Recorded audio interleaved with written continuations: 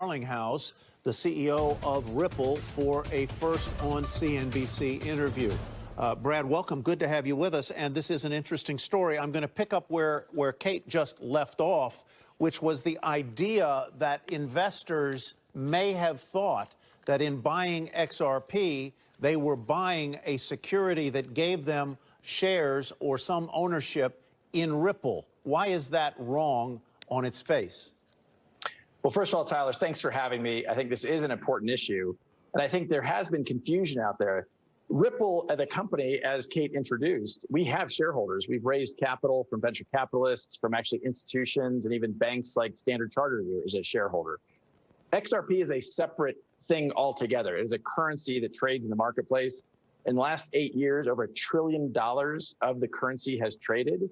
And so what we find is, the SEC, in my opinion, having watched this for many, many years, taking a position now that is, frankly, I think, with one foot out the door, a little bit incredible to kind of take the position after 8 years. There are a variety of cryptocurrencies, including XRP and obviously Bitcoin and others.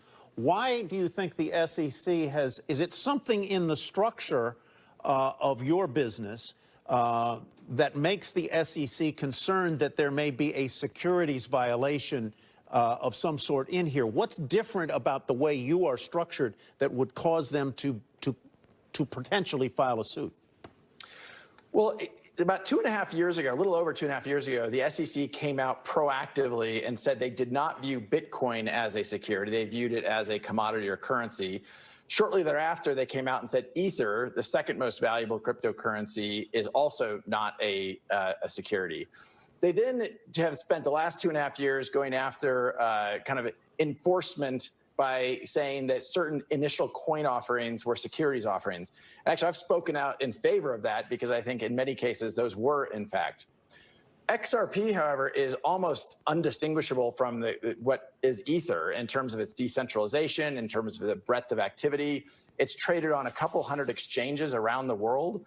And what's amazing to me is not a single other country anywhere has looked at XRP as a security. You've had countries like the UK and Japan and Switzerland and Singapore all come out and say things that make it clear that XRP is a currency. Actually, one other nugget I think is interesting is even here in the U.S., the Department of Justice has viewed XRP as a currency, and the Department of Treasury has viewed XRP as a currency. Sorry, Kate. That's right, Brad. Kate here. Good to see you. Thanks for coming on. I want to ask you, you mentioned some of those exchanges. I want to ask you about the broader implications for others in the industry. Coinbase is a big name we talk about a lot. They see about 12% of their trading volume in XRP. That company is about to IPO. What would this mean to some of the global exchanges that hold XRP or facilitate trading of XRP on those exchanges?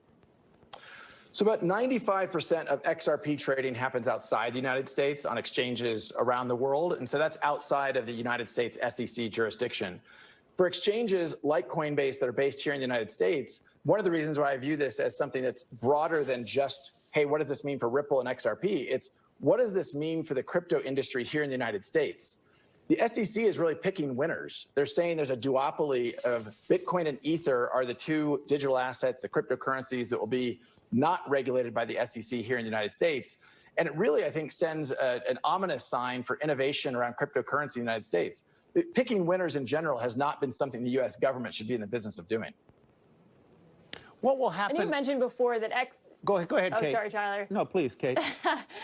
That XRP could really go on without Ripple. If you guys sold all of your holdings of XRP, that cryptocurrency could survive. Would you ever consider doing that, divesting all of your cryptocurrency holdings and really focus more on your enterprise payments business? Is that something that Ripple has considered or could do? It's certainly, I think, one of the ironies of all of this is that for XRP to be a security of a company, the company has to exist. And the point that I have made at various times is that if Ripple, the company, didn't exist, XRP would still thrive around the globe with, a couple hundred exchanges around the world. And there's over 100 different projects, innovative entrepreneurs here in the US and around the world building on top of XRP. And the reason why they're doing that is because XRP is far more efficient in terms of speed, in terms of cost, to settling transactions and using it really as a currency.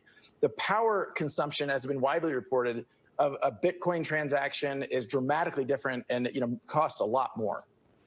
All right, folks, we got to leave it there. Brad Garlinghouse, thank you for your time today. I'm sure this will be one we'll be following.